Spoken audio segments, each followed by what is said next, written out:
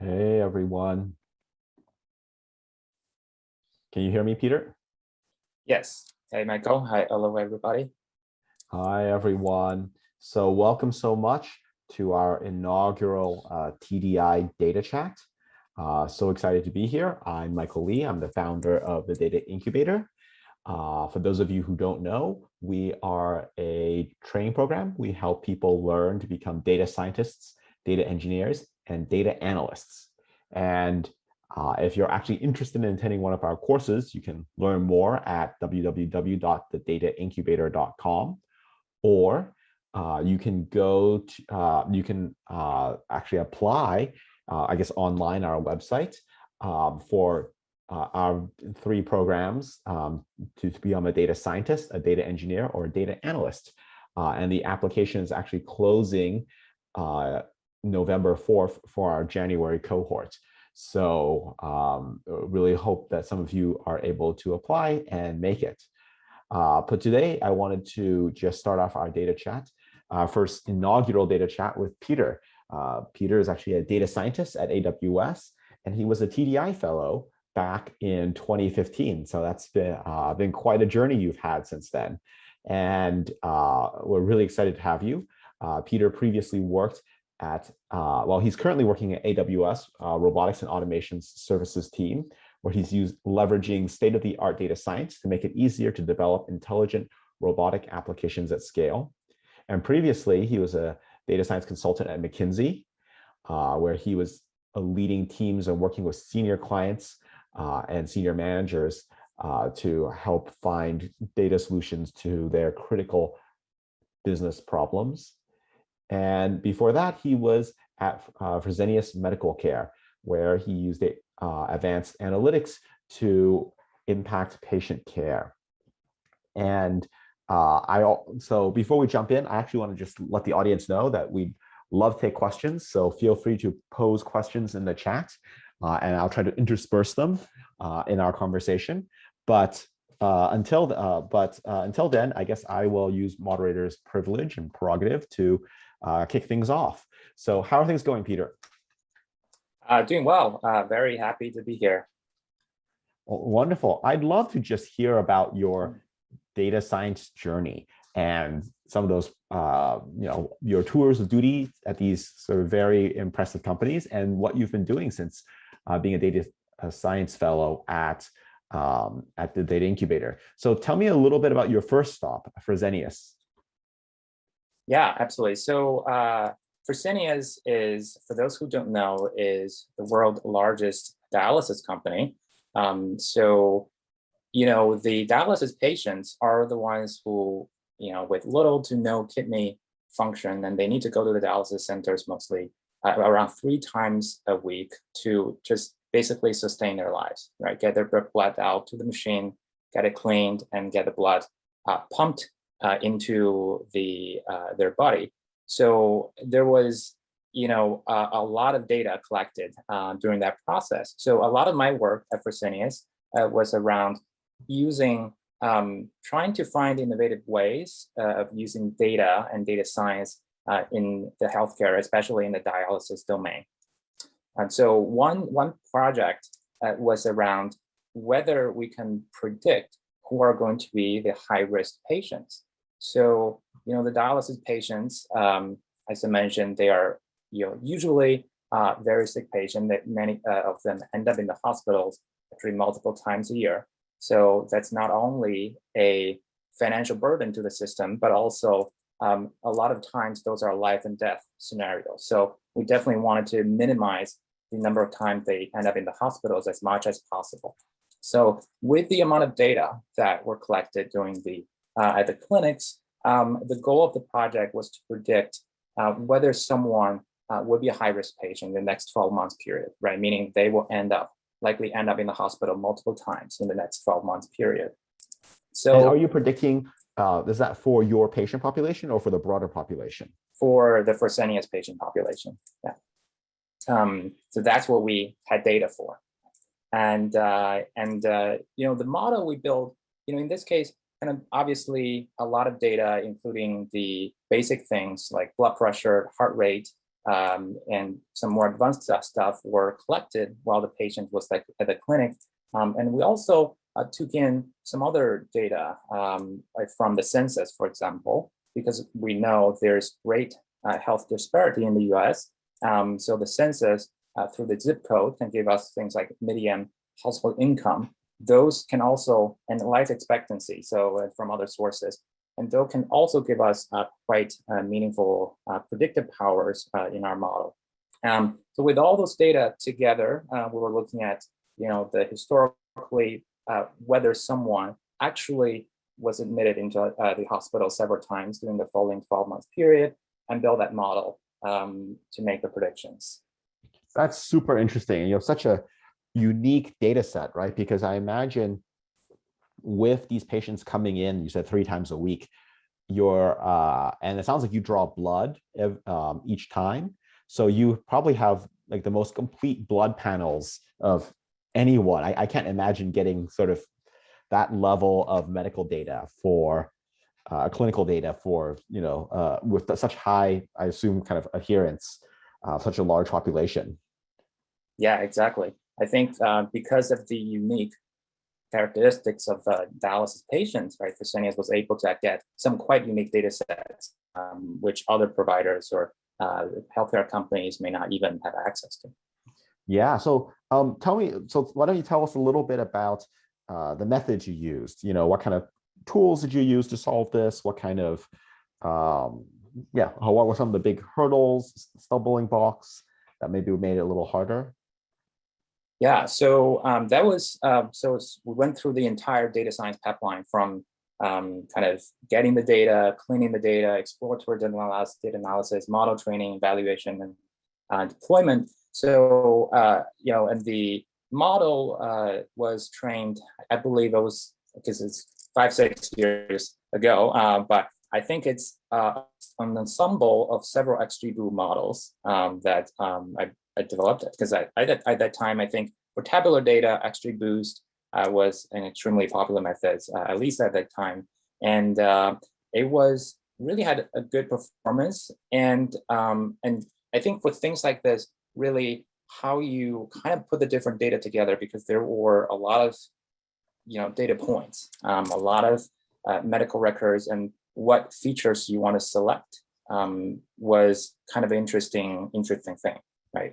Whether you can definitely talk to the experts, or you can do use some data science methods to select some methods and to really get the right features, because I think for tabular machine learning, usually feature engineering is one of the most important things to work on. Yeah, absolutely. Any useful feature engineering tricks that you remember from this or other projects? Yeah, I think for this project, it was a combination of kind of domain expertise as well as data science techniques. There was, and now I think a lot of those data science techniques are probably not relevant, especially with the rise of auto ML, right? And now you have a bunch of automated solutions, and then that can just not only tune your parameters, but also just kind of generate a bunch of unique features for you. So I think I would probably have done it different way if I have done it today. And I think really that thanks to the amazing contribution of the entire community that has really created a bunch of really fantastic tools for data scientists in the past several years. So tell me a little bit about, do you have anything you remember? Like what were some of the factors that were most likely to predict needing to be in the hospital within 12 months? And how did the company sort of take advantage of this? How did you deploy this model and use it? Yeah, absolutely. So there were a bunch of features that turned out to be predictive. I don't remember all of them because it's been a while, but the ones I remember, and this is not only to this particular problem, there were several problems I worked at McKinsey, and also I see similar trends, which is the past actually predicts the future really well, right? If you had actually known this patient's and this patient's history, you can use that alone to predict the future fairly decently. And obviously with other metadata that you have at hand, those can also be even more helpful. But that's one thing I remember because I saw that pattern again and again, and not only in the healthcare field, but also in some other fields as well. And how was the model ultimately used? What was the, so how would you, so now great, you have a segment of the population that you've identified as being particularly at risk of needing hospital care. What kind of interventions would you provide? What would you do? Yeah, so the model was run centrally at the analytics team and then sent to the thousands of clinics across the nation and the world. So the nurses and doctors at those centers will basically get a report of who are the patients in this clinic that are predicted to be high-risk patients. And the goal is so that the nurses and doctors can pay further attention to those patients and to see if there's any potential intervention they can do to prevent them from actually being high-risk patients. Oh, okay. So sort of providing, equipping the doctors and the nurses with some extra information. Yeah. That's really cool. Do you have any sense of success? Like sort of, were you able to measure sort of whether or not those hospital rates went down relative to what you predicted? So it was really widely used, because it was sent to all the clinics, and then got really good feedback. I don't remember the exact statistics on the sort of evaluation. It's been a while, but it's quite widely adopted, and the doctors and nurses kind of really like this effort because otherwise it's kind of like they can only rely on their own judgment. Now they have another really valuable data point for them to make decisions on. Okay, cool. So let's moving on. I'd love to hear a little bit more about your work at McKinsey. Obviously, doing client work. What were some of the more interesting projects that you engaged in? And tell us a little bit about the business context and then kind of the technology that you guys ended up using. Yeah.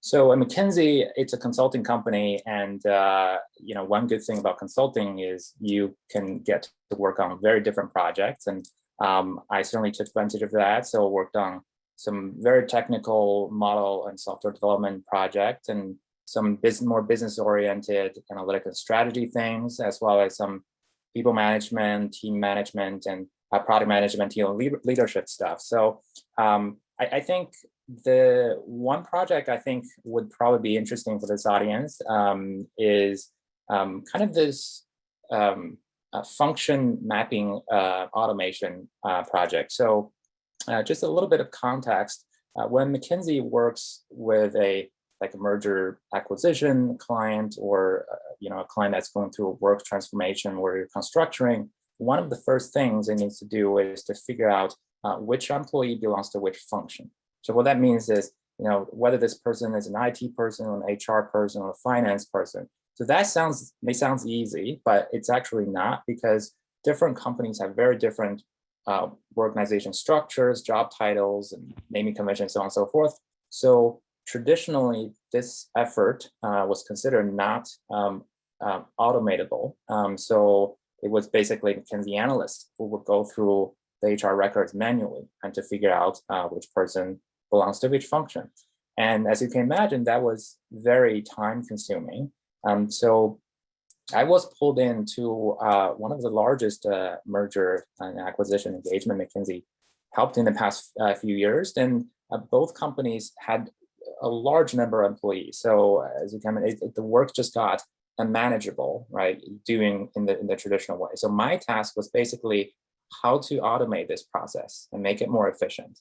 And I had 3 days to do it. Right, that's a very typical McKinsey. And then what do you do? I think this is very different from the Fresenius project I talked about, where there was a bunch of data that you can use. Here, I had no data to begin with, and there's no time to go out and get more data. And so what I did was basically to ask the associates and the analysts on the project and see when they do this manually, what they do. And some of them tell me, okay, it's actually pretty simple. I look for certain keywords in their job profiles, like do they have, recruiting or HR or human resources in their job title, job descriptions. If so, that's probably an HR person. And I was like, okay, that's great because that's completely automatable, right? Instead of asking a human being to do that, we can write a script to look for those keywords and to look probably even more columns than a human being can, right, at a given time, and do some basic text processing.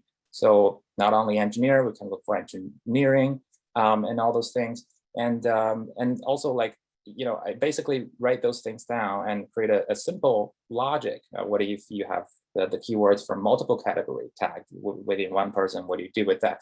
But it's basically a heuristic approach that ended up getting about 70% of the people in their correct functions. And that saved the team a lot of time, which they really appreciated.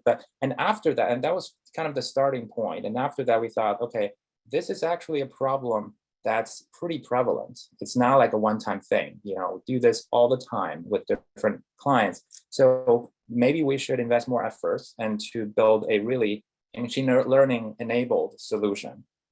So we went out to gather some data. We're actually able to get some data to build a machine learning model. And I like to start, and this with any sort of models, NLP or tabular or computer vision, I like to start with a simpler model and then get complicated after that. So the FastText framework developed by Facebook became my logistic regression in NLP because it's very easy to use and very fast to train. It's not something I would never start with something that would take a day to run as my first model. So I tried that and you did this POC, right? Proof of concept to say, look, with this data, with this fairly straightforward framework, we're actually able to make pretty good predictions. So fast forward like a year or so, with more support, I was leading a team to develop a deep learning transformer-based model, and also integrating this model into existing softwares, as well as putting some user interface on top of it, so that other teams and analysts can use it at scale. Cool. So it sounds like FastText was your primary tool for this. So that was initially. Initially that was and that's my go-to tool for if I start out with any NLP project, because it's fast to train, it's fairly easy to use, and I like to get a baseline of how well the model can do with some fairly straightforward models, and then get more complicated after that. Yeah. So and what was the ultimate kind of the form look like? What did it kind of what did it look like for the end user? Was it a GUI kind of app? I'm trying to think of, it sounds like because what you're able to do is maybe do 70-80% of the classifications, but then the last bit still has to be done by hand, or at least some last tail still has to be done by hand. So how do you sort of build that workflow? Yeah. So the the user interface is basically a simple UI for the users to execute this algorithm and then get a downloadable file with the predictions attached, with each person, the predicted function, and the confidence levels, so that people can manually verify. And as we've learned through this project and through many other projects, many times machines alone cannot solve the problem. We will need human beings to verify. And this is kind of different by project. Like for some project where the accuracy, the cost of inaccuracy is low, for example, like predicting whether someone is going to click on an ad, right? Then I guess you don't need a human to review that, because if you get it wrong, I guess it's fine. It's not a big deal. But on the other spectrum, if you're designing a self-driving car solution, you really have to get it right. And that's why we're always like 5 years away from having a car that's actually drive on the road. And this particular situation, like function mapping, is closer to the self-driving car situation. Okay, nobody's going to die if we get it wrong, but it's actually going to have a lot of influence on the company's goals, the performance, and jobs, right? And so we definitely want to get those things right. And having machines to do them, no matter really how good the model will get, I don't think that will be the right thing to do. So we'll always want to have some human beings to review the results. And the goal is they don't really have to, really need to make less and less changes. They can review it, approve it, go, right? Initially, they might have to change a larger proportion of the employees, but then later on, hopefully with the model getting more and more accurate, they can change very, very less and just make sure all the corner special situations are covered. All right, thank you. And yeah, if you have questions, please feel free to pose them. We're gonna take all your questions and sort of ask Peter them at the end. And before we do that, let's talk a little bit about your most current role. You're now at AWS, working on robots. So tell me a little bit about the business use case there and the kind of technology and tools you're using. Yeah, so I joined AWS several months ago, and I'm unfortunately not allowed to talk about the details of the business because it's not public knowledge at this point. And but I'm happy to talk about some of the really similarities and differences of what I experienced between like McKinsey, Fresenius, and AWS. Sure. So I think McKinsey and AWS are both very large decentralized companies. There's actually a lot of similarity between them. McKinsey has something called obligation to dissent. AWS or Amazon has something called disagree and commit, which are basically the same thing. That's just encourage employees to share their ideas, no matter how junior you are. And then really wants to foster an environment where the best idea wins. And both companies are like have enough stuff or more than enough stuff for anybody to do. So it's always helpful to know what you want to do and what you don't want to do. And the difference is also quite clear, where I think, at McKinsey or at Fresenius, when I complete a piece of analysis, a piece of work, the question I typically get is around, okay, that's great analysis, but how can I use it, right? How can I help my bottom line? And questions like that, which is more business oriented. But at AWS, the questions are more like, okay, is there a better method, a better algorithm that can deliver a better performance? Is your code or method generalizable? And so those more technical oriented stuff. So that's a pretty clear difference that I already felt so far. And I think it just all makes sense. Like there are very different businesses and also the people in those two companies. Although I was in like similar function, but the people around me have quite different backgrounds, right? Either more business oriented or more technology oriented. Okay, wonderful. And I think maybe we'll move on to some of the questions that the audience has. This is from Hannah. Why did you hear about and ultimately decide to pursue a data science career? And how did you know it was the right path for you? Yeah, great question. So I think I have a little bit of story there. I was in grad school, majoring in statistics, and was wondering, what do I do? What job should I pursue? And I had no idea at that point, but and a lot of my classmates and friends, they decided to do something that, in my opinion, were not super related to statistics and mathematics. We were learning. I had a bachelor degree in mathematics. So, and at that time, I really just wanted to use all the stats and math I learned to do something.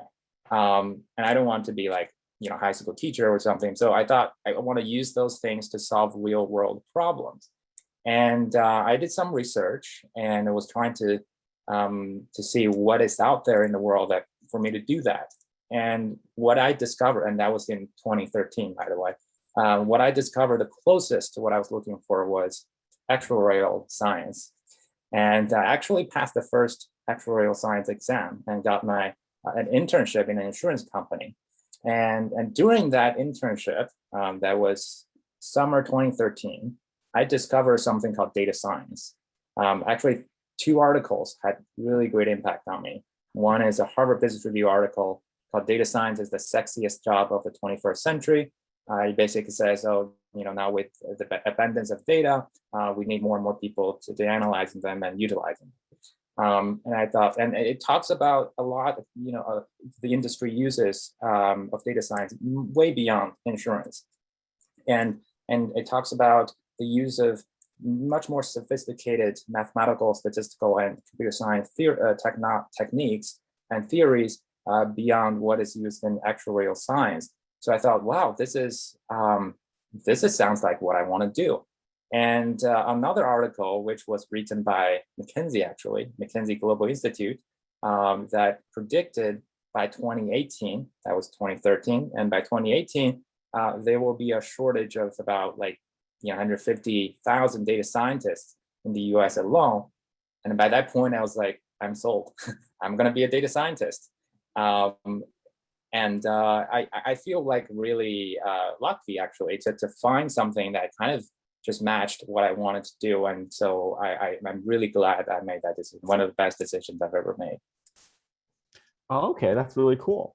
And on a totally different side of that spectrum, what's been the most fun data science tool you discovered recently? Or maybe most fun data science tool you discovered recently?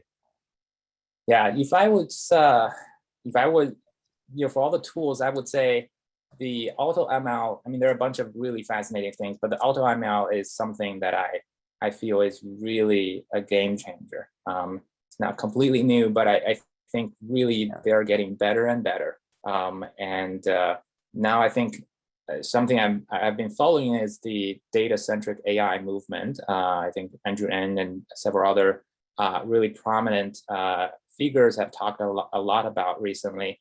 So, and they're basically saying, look, we have worked so much on coding in the past, decade or so. It's getting so good. Now we should focus more on data, right? And I think a big part of it is, this AutoML movement and all the existing, baseline models and structures. And I think that's really a game changer that can first, include a lot more people in this machine learning process. And secondly, people can have a lot more energy focused on something else, like, for example, getting better data or, augmenting their data and fixing their data, and then which will lead to even better machine learning models. And what are some of your favorite AutoML packages? You mentioned AutoGluon. Any other ones? Google's AutoML is great. Data Robot has some good things. H2O. They all have some, really, really neat stuff. Yeah. Cool. And then I guess maybe the other useful question would be, what are sort of your top 5 most used data science tools? Like in a typical day, of the open source tools you use, what are the top 5 that you end up using? I think that's going to be highly dependent on who you're talking to. So take what just I yourself. Say for what it's worth. And by the way, just a little bit of context. I used to be a R programmer mostly, and right now I basically exclusively program in Python. So a lot of what I say is going to be a mixture of Python and R packages. So I think for Python, it's more, everybody uses pandas, everybody uses NumPy and Matplotlib and all those things. So they are obviously going to be most popular. I think for R, you have a little bit more of a choice. Difflyer or data.table, I think that's two big, the most popular packages for data wrangling. And R Shiny, which a lot of people probably don't know, is a package that's used to create standalone products, data products, by writing just R itself. I know Python has a Python Dash, which is basically the equivalent of Shiny, right, in Python. And those are really great. I had used R Shiny to did some really interesting stuff. And I think what's great about it is it can provide a user interface on top of basically anything you do in R and Python, which is a lot of stuff, right? And then think about, put what you do under a cover and give a user interface, some buttons that anybody can go in and connect, right? And be able to execute your model and get the results back. So that's a very helpful tool. I mean, if people are interested, I'm happy to talk more about that. Yeah, it's interesting. So have you used Streamlit? No, I have not. Okay, it's sort of, I think of it as the Python version of R Shiny, like build a dashboard using a very declarative model where you sort of do your calculations and the kind of GUI code in the same file, so to speak. I've been a big fan of that. And it sounds like it's a competitor to Python Dash, which I've only used like once or twice. I haven't quite gotten to it, but sort of. Yeah, I'm definitely going to check it out. For folks who are interested, it's Stream and then LIT. And then, awesome. Okay, so you mentioned it, so I have to go into this.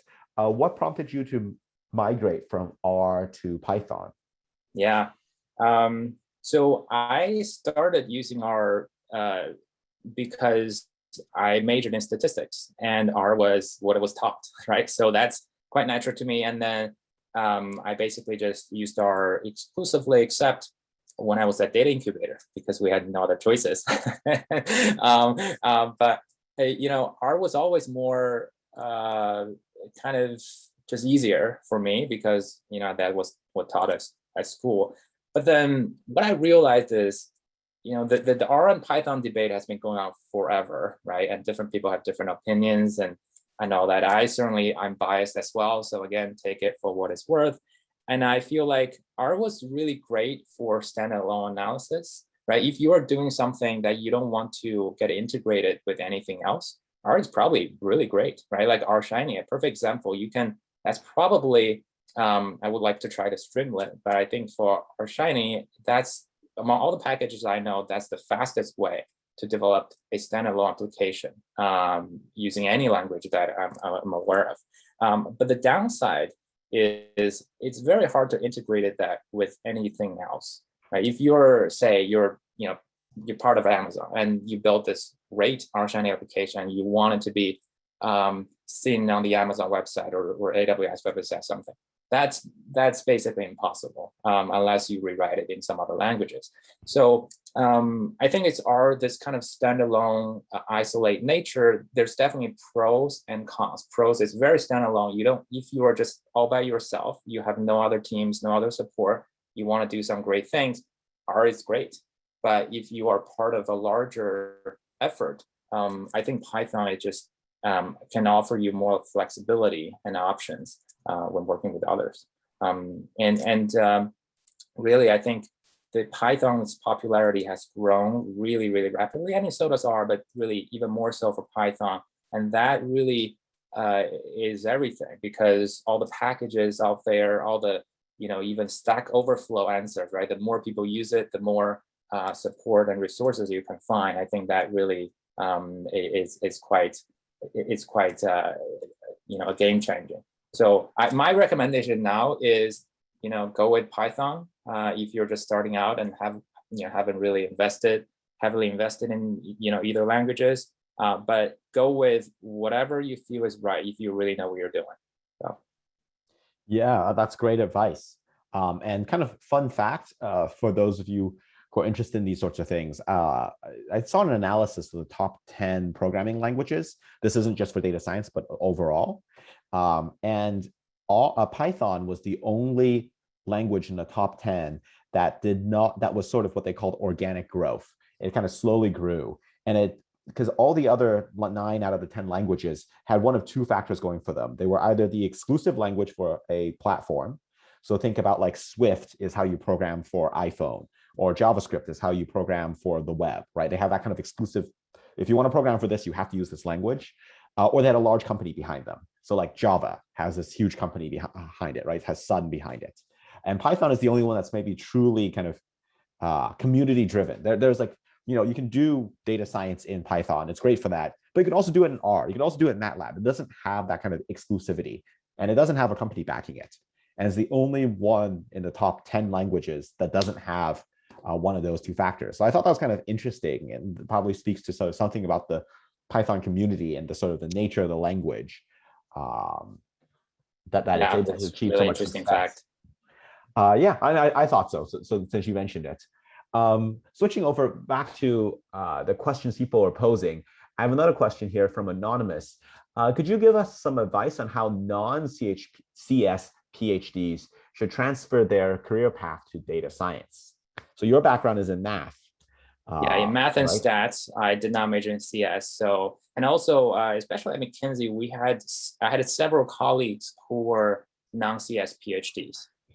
Some of them had PhD in bioengineering or mechanical engineering. One even had a PhD in anthropology, which I thought had nothing to do with data science, but apparently there was a lot to do with the data science because he was doing a lot of data-driven research in anthropology that really gave him the skill sets needed to become a data scientist. So my recommendation is, I mean, if you are here, I assume you are interested in data science and you probably have done some work in your domain that's really data-driven. So if you really wanted to switch to data science, kind of hone in on those projects that are really data-driven and just leverage more of your data science skill, because data science is something that's, the good thing about it is the skills that are used in one industry or one domain, it's very similar to the skill that's used in another industry or domain. So it's very transferable, and just get more hands-on experience with data, doing whatever you're doing. I think you can be more prepared for a data scientist career. Yeah, I think that makes a lot of sense. And there's kind of I think that's kind of an interesting paradox, because this question comes up a lot, right? Like, what's more important for data science, the math part, or the statistics part, or the programming part? And there's this sort of interesting conundrum where you can be like moderately productive if you know programming, because like code gets produced, right? So maybe the analysis isn't great, but it's very hard to be moderately productive if you only know math, because the way you do stuff is always through code. So that kind of becomes the bottleneck. Yeah. And so I think for that reason, if you don't have a CS background, it is so important to learn how to code and to sort of get caught up on that, because For sure. otherwise you don't have that. You can't sort of show up on day one and at least start producing work. Yeah. So I want to go to a question by Kyle. And he asks, what's the most important thing you learned as a TDI fellow? I think there was a bunch of things. It was a very rewarding experience. I remember, like I said, I was using mostly R at that time. So that was the first time I was using Python in a serious way. And that was the first time I used Spark and some other data science languages and techniques. And also, I remember the problem sets were quite challenging and comprehensive. I was in DC at that time, and with I think 6 others. I remember we were working on the problem sets at 11 p.m. and everybody in the office, and it was a really fun environment because we're like working towards really interesting problems and a lot of new things, and also having someone there that you can talk to and you can learn from. So it's a very fun and really productive environment. So, and we formed a lot of great relationships among the fellows, which is very rewarding.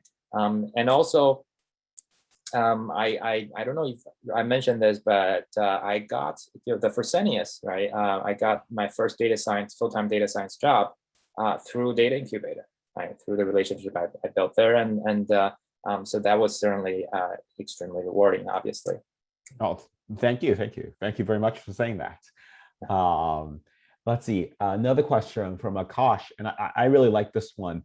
How has the expectation of interpretability in models evolved over the course of your career? Do people expect models to be, are people okay with models that are more black box, or are they more insistent that they be more transparent? Yeah, I think from what I've seen, people demand more of more transparency in models. But it's always it's especially in the deep learning field. it's actually going a different way because when the models are getting more and more complex, it's harder and harder to interpret those models. But there's a constant demand of explaining those things. And in all kinds of conferences nowadays, you can see somebody talking about interpretability of different models. And in some fields like healthcare or finance, sometimes you have to explain the model. Otherwise, there's no way you can get it deployed. So, and even more to that, there's talk about bias in AI and so forth. So I think this is a topic that's getting more attention. I think it's going to get even more attention going forward. So I would say it's quite important to really get a good understanding of how to interpret the model instead of just building one that makes good forecast. Wonderful. I think that's absolutely right. As much as we like to think about data science as like, oh, here's some ground truth data, let me plug in a model and that's truth. In reality, you're going to encounter all sorts of new corner cases, and they're going to generate basically what look like bugs, and a human's going to have to debug it. And if you just have a model that's like, here's a black box, that doesn't help the humans who have to debug the system and figure out what's going on. Right. So, I think that's ultimately we do need some amount of explicability in order to really use these things in production.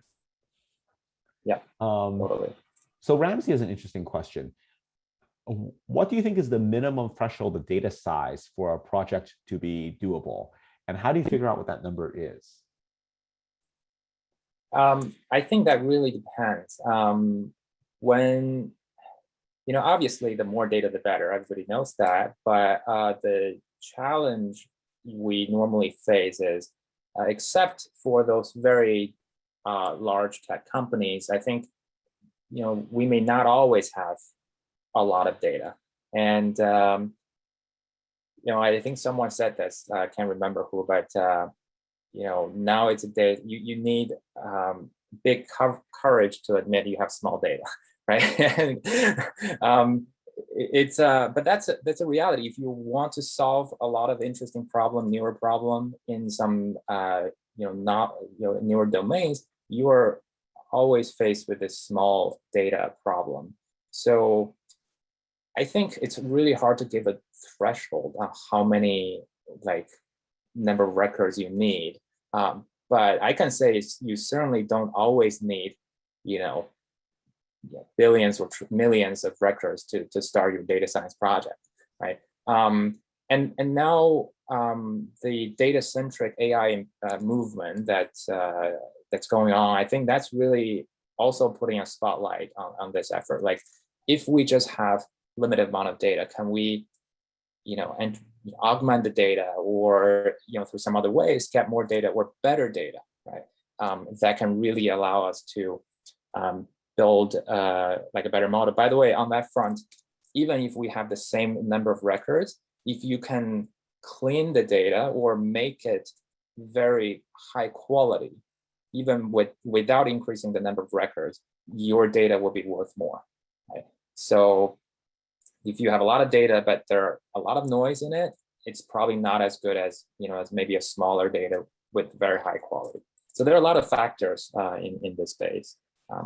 Yeah, that's totally right. I mean, I think that is, if you look at the OpenAI papers, that's one of the things they talk about, is that we just get Reddit and a bunch of the other kind of common data sources. But the thing we do well is we clean the data well. And that sort of, at least where they seem to ascribe a lot of their sort of secret sauce, that and the $1 million they're willing to throw at GPU bills to get a more powerful model. But the cleaning is important too. I'd love, do you have any examples from your own career that you can share where sort of you've been able to do some basic data cleaning that really helped improve the end model? Yeah, so just use this function mapping automation project I talked about. When I looked at the data, the historical data we gathered, there were a lot of mislabeling, because the data was somebody kind of came up with a label, and different people could have different standards. So you could have like literally the same job title being mapped into two different functions. I think one thing you want to do, and as you know, as a principle, is to make sure you have consistent standards across different labelers. You know, that standard doesn't have to be perfect, but it's better than no standard at all. That itself can really go a long way in terms of getting a higher quality data. So that's, you know, great and lofty language, but ultimately it sounds like you just had to go there and fix the labeling. Yes, that's very true. And but I hope in the future that can get automated in some way. Hopefully there'll be some tools out there that can, I mean, there are already people who are doing some automatic ways of detecting these things, but I think by and large, human involvement is still quite important at this stage. I hope that will change in the future. Okay, yeah, absolutely. So here's a question from Ramsey. What would you say about bias in your data? And this is about the sort of Fresenius use case. It's been widely reported that certain ethnicities and individuals in lower income communities and also minority communities experience a lower availability and quality and timeliness to healthcare. How did you think about that when you're building your model? Yeah, so I think definitely we want to make sure there's several things in it. Want to make sure this model is not biased, and we check for that. And there's a probably even better example for that, where I was creating a job matching algorithm, where and the algorithm, it just matches people to jobs and just basically recommends the optimal candidates for specific jobs. I think that's even more, an even better example of like why we shouldn't, when we want to check for bias, because and we actually did that. We measured the different ethnicities and age group and all the other demographic groups, and to make sure our model is not biased towards any particular interest group. I think that's extremely important thing to work on for any model. And really, there are a bunch of ways to correct that problem. And if our data is biased, and here again, we're talking about the quality of data, how we can make the data quality even better by correcting some records, removing some records, using some techniques to augment the data, to really get to something that's less biased, and hopefully not biased at all. But that's I would say an ongoing conversation, and it's not a problem that has been completely solved in my opinion. And but I think it's a really important problem that everyone, I think, involved in AI machine learning should pay close attention to. Absolutely. And I have another question from Richard. If you don't have a data science team on hand, how can you convince your company to hire one? And how do you help companies get started into looking at data science so they can, as a way of getting a competitive advantage? Sounds like it's more of a sort of a business question. Like, how do you justify the need for a data science team? That's a great question. I think a lot of reports and articles have said there's not one single industries that's not going to be touched by AI, machine learning, or data analytics. And so really any field, and through my time at McKinsey, where I got the opportunity to interact with different clients of different industries, I think it's very clear to me, like this need. And this is a trend. Every company wants to go and probably have to go because everybody else is going. And I would say, to start off, it's almost like playing a puzzle, right? Piece by piece.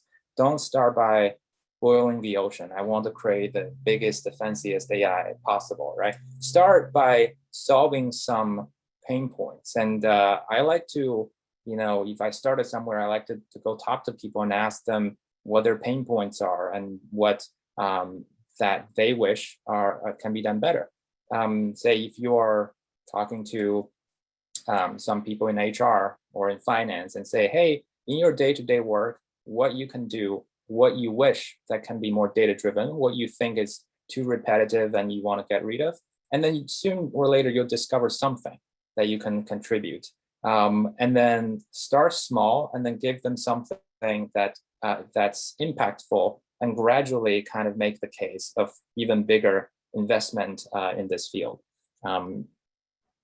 It takes time, but hopefully, and I think eventually people will get it. Yeah, I think that's absolutely right. And if you, that this is one of the classic cases where sort of walking before you run is so important, as you said.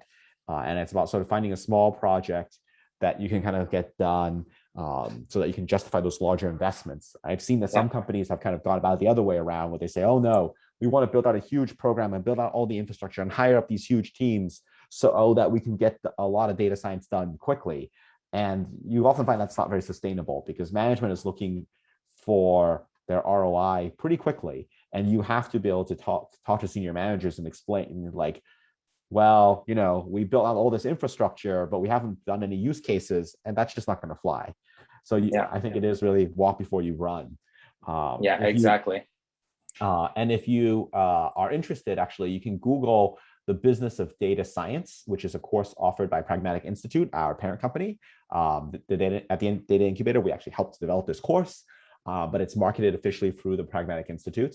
And you'll see this course called The Business of Data Science, and it's about understanding data science fundamentals, identifying the profitable data projects, like what will actually help your company move the bottom line, and then developing a data-driven work culture. So if you're interested, I highly recommend you go search for that. Just called The Business of Data Science at the Pragmatic Institute. Thanks, Richard. Let's see. All right, so we have some more questions. So one of them is just asking about anomaly detection. So tell us a little bit more about your favorite anomaly detection techniques and what you're doing to, what are your favorite tools in that area? Well, I think anomaly detection, there were legacy methods. You kind of calculate the distribution and find the outliers, but I think there are some more newer, like even deep learning based approach that's actually coming out. So I actually feel like again, my basic philosophy is I always start with the simpler ones and to see how well it works, especially in the business environment. You mentioned ROI. It's something it's very different from when you do things in academia, right? Because if you use a logistic regression in academia, nobody would think that's a good thing, right? It's just, but in the industry, it could very well be a good thing, right? Based on the right situation and the right investment and so on, it could be a valid product, and it could, and many times, it's even a starting point that can lead you to more complicated stuff. So, I tend to, again, anomaly detection, use some of the traditional methods to start with, and if I need to, I'll go even more sophisticated methods. Got it. All right, and then final question. This is from Liao Yuan, and they're asking, I'm a PhD in physics. I don't have much experience in data science per se, but they have a lot of experiences in data mining and data analysis. So how do you think of, I don't know, it's a question about the application, right? How do you become a data science fellow of the Data Incubator? So any application advice for folks? I don't know if the application process has changed since I applied, but I would say hone in your technical skills first. I mean, we are in a very a golden age of learning new things. There are just a bunch of online courses, papers you can read, videos you can watch, and and really try to get some head start on those things. And then obviously joining a bootcamp like Data Incubator can greatly help you with the latest and greatest, and have your peers on the side with you. But have some head start can definitely help you when you're applying to data science bootcamp program. You by no means you need to be an expert, but have a head start there. And also, I think just have a real passion for data science, because I feel like if you are really interested in something, if you really like doing it, you're gonna learn much faster than someone who may not be as interested. So definitely, I think show your passion, show your interest, and even better if you have some experience with that. That's even better. Yeah, but I think those are probably some of the tips. And again, they may be outdated. Well, cool. Well, thank you so much. I think those are very good tips. Let's see. So I'm just wrapping this up. But thank you so much for joining us in our inaugural TDI Data Chat. We're excited that you could be here with us. And as a reminder, if you're interested in the data science, data engineering, or data analytics fellowships for January, the application closes November 4th. So I'd suggest you guys apply, and you can do those you can apply at thedataincubator.com. Thanks so much, Peter. Well, thank you for having me. And I always consider Data Incubator as the place that jump-started my career. So really happy to be here and share my experience. And and good luck to everyone who is in this data journey. And I hope we can keep in touch. Absolutely. Take care. All right, take care. Bye.